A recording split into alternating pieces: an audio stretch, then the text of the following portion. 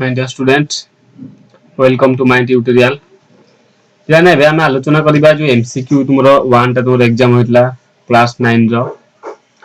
Cell chapter टा जोटा कि मु जीवकोष यार संगठन से विषय रो गोटे शॉर्ट क्वेश्चन एग्जाम करथली सेटा बाजी डिस्कशन करिया हला प्लान देखो प्लान फर्स्ट क्वेश्चन जे अछि ना केउ वैज्ञानिक आदि जीवक आविष्कार करथले हला फर्स्ट क्वेश्चन हमर अछि केउ वैज्ञानिक आदि जीवक आविष्कार करथले ताले आंसर को ना पुरकिन हला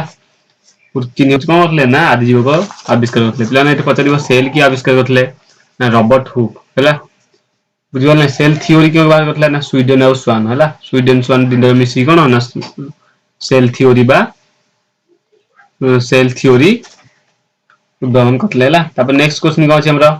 ना केउ प्रक्रिया माध्यम रे कोष मध्य रे विभिन्न पदार्थर यातायात होइथाय पचाछि केउ प्रक्रिया माध्यम रे कोष मध्य रे विभिन्न पदार्थर यातायात होइथाय ताले केउ प्रक्रिया मध्य रे ना example the option number D हला ए समस्त हो पराशरण होतिबो विषण हो एवं सक्रिय परिवहन ए भी हो ताले एठी का आंसर डी माने समस्त प्रक्रिया हला पराशरण हो विषण प्रक्रिया रे परियो सक्रिय प्रक्रिया रे पसा सक्रिय परिवहन मध्य हबो ला 3 नंबर क्वेश्चन का देछि देखो निम्नलिखित मध्यरु काहाकू अर्ध स्वयं चालित अंगिया कहै छै बिला ना अर्ध स्वयं चालित मान कोन माने जे अधा अधा माने निजे परि निजे तयारी करथिबो बा जे कि शरीर रो अधा माने जेमिति कि तार निजर अन्य एक डीएनए अनुसार बा जेमिति कि अन्य एक तारि भलिया तयारी करथिबो के से 3 नंबर ए होछि कोन क्लोरोप्लास्ट हला बुझिबल नै क्लोरोप्लास्ट क्लोरोप्लास्ट कोन करथिबो ना निज परि आ गुटे बा से निजे अर्ध स्वयं चालित माने जेमिति कि अधा अधा हला लेन तापर क्वेश्चन को अछि ना केउ प्रक्रिया रे कोष मध्यरु अम्लजान गति करे केउ प्रक्रिया रे कोष मध्यरु अम्लजान गति करे को प्रक्रिया रे विषण प्रक्रिया माने कोन ना देखो माने के एटा सेल हैला सेल मध्य रे कोन होतिबो ना आस्ते आस्ते आस्ते जे कोनसी द्रव्य बा जे कोनसी जल किबा अंगारकाम्ल किबा अम्लजान जीवा से होउची को प्रक्रिया माने विषण प्रक्रिया हैला माने जेमिति कि कोडी जिंस एटी थोइले से आस्ते आस्ते आस्ते आस्ते भिजी जीवो सेही भलिया प्रक्रिया हैला जल और धातव लवण केउ प्रक्रिया रे कोष झिली देई यातायात होता हैला ताले जल और धातव पदार्थ केउ प्रक्रिया माध्यम से विषण प्रक्रिया ताले बर्तमान विषण प्रक्रिया कोन कोन होची ना जल एवं धातव पदार्थ कोन होची ना कोष मध्यम को गति करछि हैला ता बर्तमान दिया 6 नंबर टा ला 6 नंबर टा कोन अछि देखो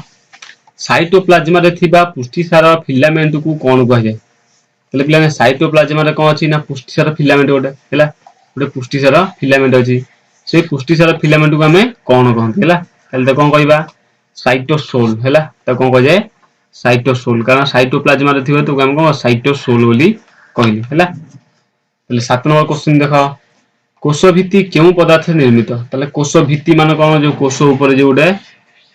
आवरण थियो सेटा केवल उद्भिद कोष देखाय जाय ताले कोष भित्ति होची कोन उद्भिद कोष देखाय जाय ताले एटा केउ पदार्थ निर्मित होइताय सेटा होची कोन आंसर 7 नंबर सी होची कोन ना सेलुलोज हैला आंसर होची कोन सेलुलोज प्लान मन रखितो सेलुलोज केवल उद्भिद कोष रे ही देखाय जाय आ सेलुलोज प्रेजेंट थिबारु उद्भिद कोषटा अत्यधिक टाण होइताय बा रिजिडिटी होइताय मान जेमिति कि हम उद्भिद रे चमड़ा जेंति अधिक परिमाण बा मोटा चमड़ा बा अधिक रिजिडिटी बा जेंति कठिन कहा पे केवल सेलुलोज पे हैला तापर प्लान क्वेश्चन देछि माइटोकॉन्ड्रिया रा आकार किपरि होइथाय तले माइटोकॉन्ड्रिया रा आकार किपरि होइथाय मन रखितो पिला ने माइटोकॉन्ड्रिया आकार सिलिंडर आगु दिला सिलिंडर माइटोकॉन्ड्रिया को भलिया था ना ए भलिया तो देखो क्वेश्चन ए भलिया तो माइटोकॉन्ड्रिया कोन ना डीजी सिलिंडर आगु दिला जेंति ए भलिया तो जा बेले गोलिया हिथिबो तले पिला ने काकुडी आकृति जेते थांते तमे करथांत हला तापर पिला देछि माइटोकॉन्ड्रिया रो अंतस्तर मन रखितो माइटोकॉन्ड्रिया रो अंतस्तर भितरे आडू को प्रलंबित थाक को कोन कह जाय पिला ने ए भलिया जो माइटोकॉन्ड्रिया या भितर थिबो ना ए भलिया सब कोन थिबो थाक थिबो हला कहबा 9 नंबर क्रिस्टा हला आंसर होची कोन क्रिस्टा 9 नंबर आंसर कोन ना क्रिस्टा तबे 10 नंबर प्लेयर अछि क्रिस्टा केउ अंगीकार रे देखाय थाय प्लान क्रिस्टा केउठी देखाय थाय मन रखितो एटा होची माइटोकॉन्ड्रिया प्लान ए क्वेश्चन जा ए क्वेश्चन प्राय सेया हला ले माइटोकॉन्ड्रिया कोन ने क्रिस्टा देखाय थाय हला अब तो नेक्स्ट प्लान 11 नंबर क्वेश्चन को देखो क्वेश्चन है जीवर समस्त क्रिया प्रक्रिया रे मौलिक एकक किए बहुत सहज क्वेश्चन जीवर समस्त क्रिया प्रक्रिया रे मौलिक एकक किए ना कोष हैला 11 नंबर सी তাহলে জীবର ସମସ୍ତ କ୍ରିୟା ପ୍ରକ୍ରିୟାର ମୌଳିକ ଏକକ ହେଉଛି କୋଷ। ତାପରେ ପଚାରିଛି କେଉଁ ବୈଜ୍ଞାନିକ କୋଷ ନାମକ ନାମକରଣ କରିଥିଲେ। ତାହେଲେ ପିଲାମାନେ ପ୍ରଥମ କ୍ୱେଶ୍ଚନ ମାନେ ପଚାରିଥିଲି କିଏ ନା ରବର୍ଟ ହୁକ୍ ହେଲା।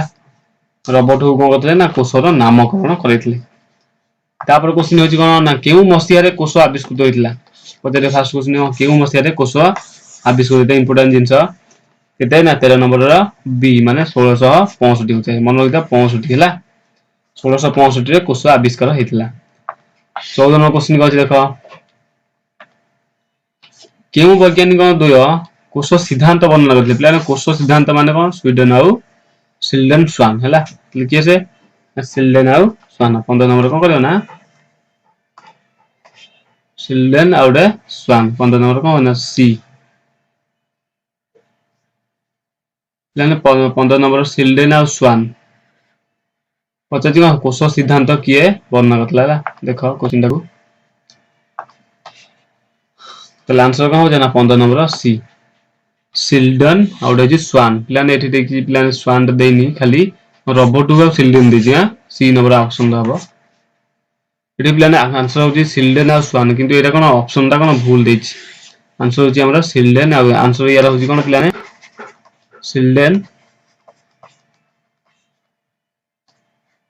ସିଲ୍ଡେନ ଓ ସାନ ହେଲା। ମାନେ ଏଇ ଦି ଜଣ ବୈଜ୍ଞାନିକ ଯିଏକି କୋଷ ଥିଓରି ବା କୋଷ ସିଦ୍ଧାନ୍ତ ବାହାର କରିଥିଲେ। ତାହେଲେ ବର୍ତ୍ତମାନ ସାନ ହଉଛି ଏଠି ଅଛନ୍ତି ଏଠି ରବର୍ଟ ହୁକ୍ ନୁହଁ ଏଟା ସିଲ୍ଡେନ ହେଲା। ବର୍ତ୍ତମାନ କ୍ୱେଶ୍ଚନ ଟା ଟିକେ ଏପଟ ସେପଟ ହେଇଛି। ବର୍ତ୍ତମାନ ଦେଖିବା ଏଇଟା ହଉଛି ଏଡିଟିଂ ମିଷ୍ଟେକ୍ କିଛି ଅସୁବିଧା ନାହିଁ। ଯାହାର ଭୁଲ ହେଇଥିବ କିଛି ଅସୁବିଧା ନାହିଁ ଗ୍ରେସ୍ ମାର୍କ ପାଇବ। 15 ନମ୍ବରଟା ଦେଖ କୋଷ ଝିଲ୍ଲି କେଉଁଥିରେ ଗଠିତ ହୋଇଥାଏ। ପିଲାମାନେ କୋଷ ଝିଲ୍ଲି କେଉଁଥିରେ ଗଠିତ ହୋଇଥାଏ। ଏଇଟା 15 ନମ୍ବର କଣ ହବ ଆନ୍ସର 15 ନମ୍ବର ସି ଦେଖ ସେଲୁଲୋଜ ହେଲା। କୋଷ ଝିଲ୍ଲି ହଉଛି କଣ ସେଲୁଲୋଜରେ ଗଠିତ। ପିଲାମାନେ କୋଷ ଝିଲ୍ଲି ସେଲୁଲୋଜରେ ଗଠିତ ହୋଇଥାଏ। ବୁଝିପାରୁଛ ନା ଆଉ ଗୋଟେ କଣ ଅଛି ନା ପିଲାମାନେ ଏଇ ଯୋଉ ସେଲୁଲୋଜ ଟା କଣ ନା କେବଳ କୋଉଥିରେ ନା କୋଷ ଭିତ୍ତିଟା ପ୍ରସ୍ତୁତ ହେଇଥାଏ ହେଲା। କିନ୍ତୁ ଯଦି ପଚାରିବ ଏଠି କୋଉଥିରେ ଜୀବକୋଷ ଟା କୋଉଥିରେ ନା ଏଠି ପ୍ରୋଟିନ ରେ ଖାଲି ହବ ପ୍ରୋଟିନ। ବୁଝିପାରୁଛ ନା କୋଷ କୋଉଠି ନା ପ୍ରୋଟିନ ରେ ତିଆରି ହେଇଥାଏ। ବୁଝିପାରିଲେ ହେଲେ ଯଦି ପଚାରିବ ଉଦ୍ଭିଦ କୋଷ ତାହେଲେ ପଚାରିଥାନ୍ତା ଯଦି ତାହେଲେ ସେଲୁଲୋଜ କରିଥାନ୍ତ କିନ୍ତୁ ଏଠି କୋଉ କୋଷ ପଚାରିନି ତମେ ଏଠି ସେଲୁଲୋଜ ଲେଖିଲ ଆନ୍ସର ସି ହବ। କିନ୍ତୁ ଯଦି ଖାଲି ପର୍ଟିକୁଲାର ପ୍ରାଣୀ କୋଷ ଦେଇଥାନ୍ତା ତାହେଲେ ଏଠି କଣ ପ୍ରୋଟିନ ହେଇଥାନ୍ତା। ବୁଝିପାରିଲେ ସେଲୁଲୋଜ କୋଉଥିରେ ନା ପ୍ରୋଟିନ ହେଲା। ତାପରେ 16 ନମ୍ବର ଟା 16 ରହିଛି ଏଟିପି କେଉଁଠାରେ ପ୍ରସ୍ତୁତ ହୁଏ। ମାନେ ଏଟିପି କେଉଁଠାରେ ପ୍ରସ୍ତୁତ ହୁଏ। କଣ ହବ ଆନ୍ସର ଏଟିପି ମାଇଟ୍ରୋକଣ୍ଡ୍ରିଆରେ ପ୍ରସ୍ତୁତ ହେଲା। ଏଟିପି କଣ କୁହାଯାଏ ନା ଶକ୍ତି ମୁଦ୍ରା ହେଲା। ଆଉ ଏଡିପି କଣ କୁହାଯାଏ ସରି ଡିଏନଏ ହଉଛି କଣ ଶକ୍ତି କେନ୍ଦ୍ର। ବୁଝିପାରିଲେ ନାଇଁ ତାହେଲେ ଏଟିପି ଆମର ଏଟିପି ଆମେ କଣ କହିପାରିବା ନା ଶକ୍ତି ମୁଦ୍ରା ବୋଲି ଆମେ କହିବା। ତାପରେ ଯଦି କେଉଁ ପ୍ରାଣୀ ଠାରେ ସଙ୍କୋଚ ରସାୟନ ରହିଥାଏ। କେଉଁ ପ୍ରାଣୀ ଠାରେ ସଙ୍କୋଚ ରସଧାନୀ ରହିଥାଏ। ଆନ୍ସର କଣ 17 ନମ୍ବର ଆନ୍ସର ହଉଛି ଦେଖ ଏ ଦେଇଛି ସିଲେରାଟା ଆଉ ଗୋଟେ ହଉଛି ଆଦି ପ୍ରାଣୀ ନା ଏଭସ ନା ରେପ୍ଟାଲିଆ। ଆନ୍ସର 17 ନମ୍ବର ବି ହଉଛି କଣ ଆଦି ପ୍ରାଣୀ। କେଉଁ ପ୍ରାଣୀରେ ସଙ୍କୋଚ ରସାୟନ ତାହେଲେ ସଙ୍କୋଚ ରସାୟନ କୋଉଠି ଥାଏ ନା ଆଦି ପ୍ରାଣୀରେ ଛୋଟ ଛୋଟ ବା ସଙ୍କୋଚ ରସାୟନ ରହିଥାଏ। ବୁଝିପାରିଲେ ବା ପ୍ରାଣୀରେ ବି ହେଲେ ଚଳିବ। ନିମ୍ନଲିଖିତ ମଧ୍ୟରୁ କେଉଁଠି ନ୍ୟୁକ୍ଲିୟ ଅମ୍ଳଟି ରାଇବୋଜୋମରେ ଥାଏ। ତାହେଲେ କୋଉ ନ୍ୟୁକ୍ଲିୟ ଅମ୍ଳଟି ରାଇବୋଜୋମରେ ଥାଏ ଦେଖ ଏଠି କେଉଁ ନ୍ୟୁକ୍ଲିୟ ଅମ୍ଳଟି ରାଇବୋଜୋମରେ ଥାଏ ଏଠି ଆନ୍ସର ହଉଛି କଣ 18 ନମ୍ବର ଆନ୍ସର ହଉଛି ବି ମନେ ରଖିଥାଅ mRNA ହେଲା ମେଟା ଆରଏନଏ। ତାପରେ ଅମସୃଣ ଏଣ୍ଡୋପ୍ଲାଜମିକ ରେଟିକୁଲମ ପୃଷ୍ଠଭାଗରେ ନିମ୍ନରୁ କେଉଁଟି ରହିଥାଏ। ଯୋଉ ଅମସୃଣ ମାନେ କଣ ଆମର ଦିଟା ଏଣ୍ଡୋପ୍ଲାଜିକ ରେକ୍ଟିକୁଲମ ଭଳିଆ ଏତେ ସବୁ ନା ଧୀରେ ଧୀରେ ଛୋଟ ଛୋଟ କଣ ନା ପ୍ରୋଟିନ ସବୁ ବସିଯାଏ ହେଲା। ଏକୁ କଣ କହିବା ବା ରାଇବୋଜୋମ ବସେ। ରାଇବୋଜୋମ ହେଲେ ସ୍ମଲ ଦିଟି ଗୋଟେ ରଫ୍ ଆଉ ଗୋଟେ ହଉଛି ସାଇନ ହେଲା। ସାଇନ ମାନେ କଣ ପୁରା ପ୍ଲେନ ହେଇଥିବ। ରଫ୍ ମାନେ କଣ ଯାହା ଉପରେ ଖଦଡିଆ ହେଇକି ବସିଯାଇଥିବ। ତାହେଲେ ପଚାରୁଛି କଣ ଅମସୃଣ ହେଲା। ଏ ଅମସୃଣ ଏଣ୍ଡୋପ୍ଲାଜିକ ରେକ୍ଟିକୁଲମର ପୃଷ୍ଠଭାଗ ନିମ୍ନରୁ କେଉଁଠି ରହିଥାଏ। ରାଇବୋଜୋମ ଗଲଗି ପିଣ୍ଡ ରହିଥାଏ ନା ଗପିଣ୍ଡ ନା ଗୋଟେ ଲବକ ଗୋଟେ ରସାୟନ ତାହେଲେ କଣ ରହିବ 19 ନମ୍ବର ଆନ୍ସର ହଉଛି କଣ ଏ ମାନେ କଣ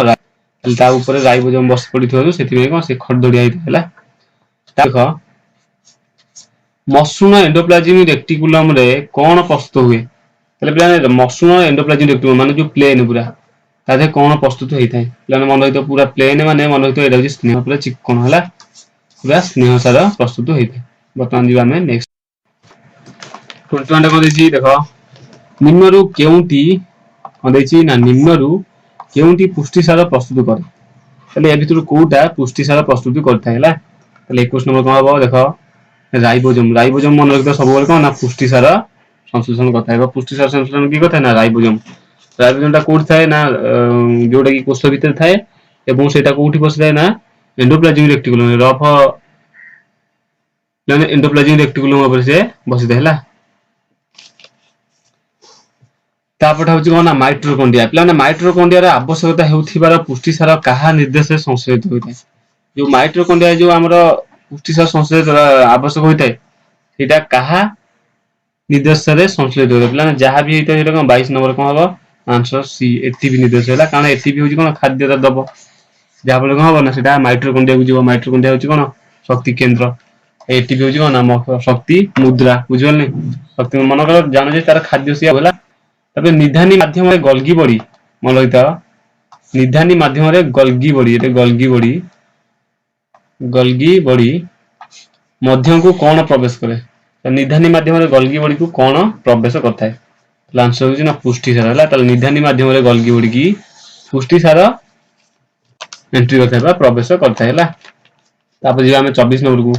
24 नंबर कौन ना डीएनए केउठारे रही थाए डीएनए केउठारे डाई न्यूक्लिक एसिड केउठारे रही थाए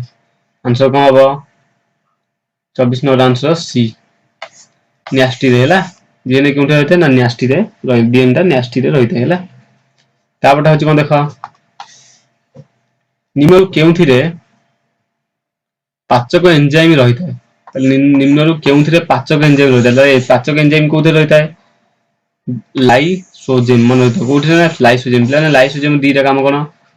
पाचक एंजाइम ए जो लाइसोजेम होची कोन ना जो कोष भीतर जो सब धरा धरा जिंस ताको हम लाइसोजेम कहै जोटा खाद्य भाबे कार्य करता हैला प्लान देखो 26 नंबर का प्लान ए भीतर जेतो लाइसोजेम रे काम कोन ना कोष भीतर जेतो अदरकारी पदार्थ को बाहर करिवो बा सेल जेतो डेड सेल सब तो बाहर करिवो माने डेड जिंस जेतो अपस्कार जिंस बाहर करिवो बुझियन तार काम कहार ना लाइसोजेम रो ला लाइसोजेम कोन कहबा गोटे लाइसोजेम होची कोन ना गोटे पाचक एंजाइम हैला पाचक एंजाइम माने पचेइबा साहाय्य करिवो तापर देखिला देखो कोष झिल्ली माध्यम रे जल अणु रे यातायात केउ पद्धति रे होई थाए तले जो कोष झिल्ली माध्यम रे जल अणु यातायात होई सेटा केउ पद्धति होई थाए फास्ट होची विसरण ना परिसरण देखो प्लान जल आ देखो धातु लवण सिधो होची विसरण प्रक्रिया रे बुझिबन नै बतन एरा होची कोन 26 नंबर ए उपक्रिया ना विसरण प्रक्रिया रे तापर देखिया 27 नंबर कहा माध्यम रे पाचक एंजाइम लाइसोजोम मध्य रे प्रवेश करे कहा माध्यम रे पाचक ता पिला क्वेश्चन जे मनुष्य दैहिक औषध गुणोत्तर संख्या केते दैहिक गुणोत्तर संख्या केते पिला प्रक्रिया को ना 23 जोड़ा प्रक्रिया 23 जोड़ा हले केते होना 2 खाली एन देला केते ना 23 जोड़ा ताल 2 * 23 हले केते होना 46 ताल टोटल दैहिक अंग केते ना 46 ता आंसर जी डी हैला समस्त क्वेश्चन ए माथले किंतु एटा प्रक्रिया सब डी काहे कि ना 23 जोड़ा हैला 23 जोड़ा अछि टोटल हो केते ना 46 टा 33 नंबर का अछि ना कोष झिल्ली केउ पदार्थ रे निर्मित कोष झिल्लीटा हमरो केउ पदार्थ रे निर्मित ला हम आंसर को ना स्नेह सार और पुष्टि सार ला तले कोष झिल्ली स्नेह सार और पुष्टि सार रे दिगला निर्मित तापर ता 34 नंबर टा ना 34 नंबर क्वेश्चन को अछि देखो न्यास्टी रे केतोटी स्तर थाए क्वेश्चन अछि को न्यास्टी रे केतोटी स्तर थाए त न्यास्टी केतोटी स्तर थाए देखिबा फर्स्ट को आंसर अछि 1 अछि 2 अछि 3 अछि केउटी नुहे अछि त आंसर अछि 34 नंबर बी केतटा ना न्यास्टी रे दुईटी स्तर थाए हैला ला न्यास्टी केतोटी स्तर थाए ना दुईटी और अछि 35 नंबर टा एकोकोशी आदि प्राणी को कोष रे थिबा संकोच श्वसनानी केउ कार्य करथाय हमर एकोकोशी आदि प्राणी कोष रे थिबा संकोच रसदानी केउ कार्य करथाय ला केउ कार्य करथाय 35 नंबर सी कौन जल नियंत्रण करथाय